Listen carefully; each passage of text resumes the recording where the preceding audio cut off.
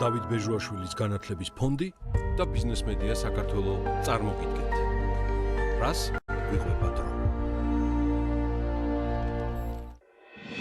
1869 წლის 24 სექტემბერს ამერიკის შეერთებული შტატების საფინანსო სექტორში ბაზრის ერთ-ერთი ყველაზე დრამატული რყევა მოხდა, რომელიც ისტორიაში შავი პარასკევის სახელით შევიდა. მოვლენის ფესვები ორი გავლენიანი სპეკულიანტის, ჯეი გულდის და ჯეიმს ფისკის ამბიციებიდან მოდის. მათი მიზანი იყო ოქროს ფასზე კონტროლი მოვეპოვებინათ. ისინი მასიური შესყიდვებით ფასის ხელოვნურ აწევას და შემდგომში სარგებლის მიღებას გეგმავდნენ. იმ პერიოდში ასეთ მცდელობას ეკონომიკური გარემოც ხელს უწყობდა. სამოქალაქო ომის შემდეგ ამერიკაში ოქროს ფასი მნიშვნელოვნად მერყეობდა, ხოლო ბაზარზე სპეკულაციური ინტერესები ჭარბობდა. გოლდი და ფისკი კი შეეცადნენ, რომ პოლიტიკოსების ლუპირებით მთავრობა დაერწმუნებინათ ოქროს გაყიდვაზე დროებით უარი ეთქვა. თუ სახელმწიფო რეზერვებიდან ოქრო არ გაიყიდებოდა, ისინი ფასების მაქსიმალურ ზრდას და შემდეგ მის მომგებიანად გაყიდვას შეძლებდნენ. თავდაპირველად გეგმა მუშაობდა. ოქროს ფასი ბირჟაზე სწრაფად გაიზარდა და პანიკის ნიშნები უკვე შეინიშნებოდა. მაგრამ შტატების იმდროინდელმა პრეზიდენტმა ულისეს გრანტმა, რომელმაც ამ თაღლითური სქემის შესახებ გაიგო, კრიზისის პრევენცია გადაწყვიტა. 1869 წლის 24 სექტემბერს მთავრობამ ბაზარზე 4 მილიონი დოლარის ღირებულების ოქრო გამოიტანა, რამაც სპეკულიანტების სტრატეგიამ ყისიერად დაანგრია. ასევე ჩამოიშალა, ინვესტორები მძიმედ დაზრალდნენ და ვოლ-სტრიტზე წარმოუდგენელი პანიკა დაიწყო.